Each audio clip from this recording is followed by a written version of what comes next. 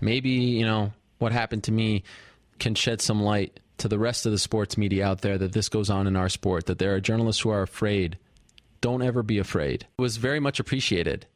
But at the end of the day, I'm a very loyal guy, and I love the people here at Vox. I love the people here at MMA Fighting, and I didn't want to leave them. I couldn't do it. So I thought, okay, this is great. I have an MMA Fighting.com job, an internet job, and then I have a TV job.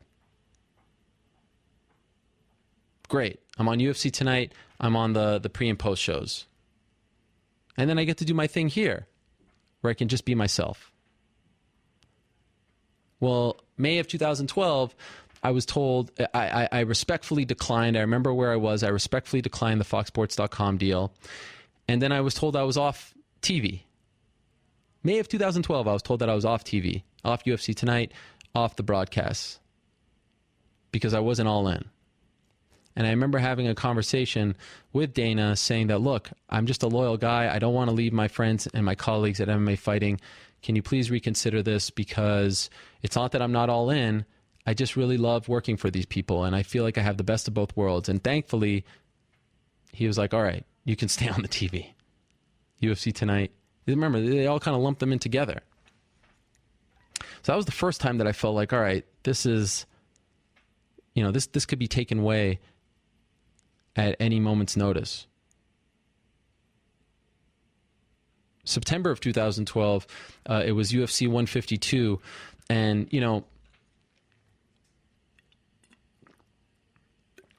and I hope I am entertaining you all by, I hope you're not bored by any of this.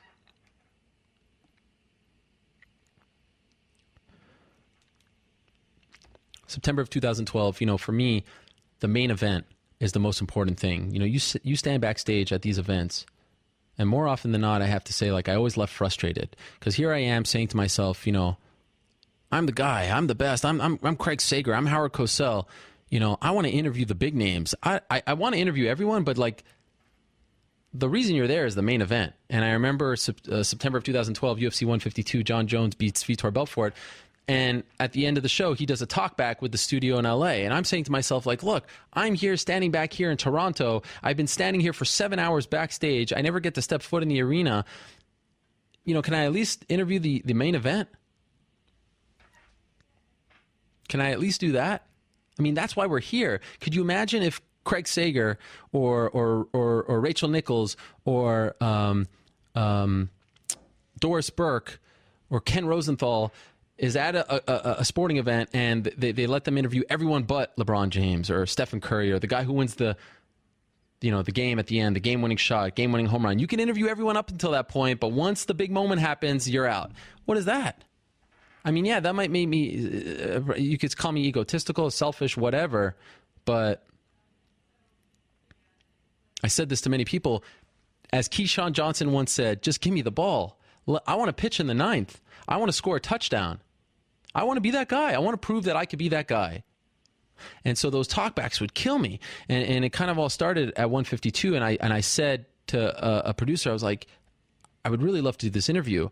Another producer came on and told me that I was selfish, that I was a diva. I mean, just laid into me. I couldn't believe it. I mean, at the end of the day, what was I asking for? The ball in the ninth. Maybe my timing was off, but I can assure you I never did that again. Rumblings that I was going to be taken off TV.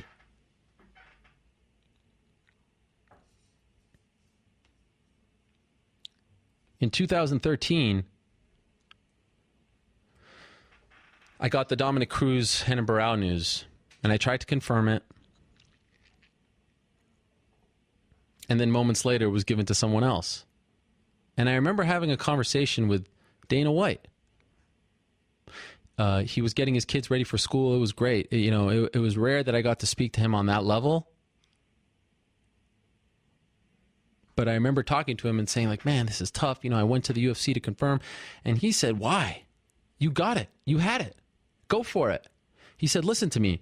The insider is sometimes not going to be liked. You are reporting things before us.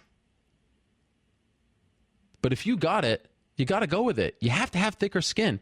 He said this to me multiple times throughout my career. You have to have thicker skin. You have to believe. You have to have confidence. And in my mind, I always remember that moment and that conversation because I said, wow, if he's giving me the seal of approval, if he's saying you got to go out there and not be afraid and report, I'm good. I don't have to worry about anything. I'll never forget that conversation. I had never been to a Bellator event. As far as being there in person, I've had fighters on my show, and I still haven't been. And the main reason why I haven't been to a Bellator event, to be honest, is because I go to enough UFC events, and I have 2 kids and a wife, and, you know, I can only be away for so long. You know, I go to around 20 or so events, and when you think about that, you know, 3-4 days, you're almost away for half the year. Or at least, you know, there's 52 weeks in a year, almost, you know, 26. So I never went to Bellator events because I was going to enough because of the UFC deal. But remember, before I got into the UFC, before I was credentialed by the UFC, you know, I was going to Affliction, Elite XC, Strikeforce, covering IFL.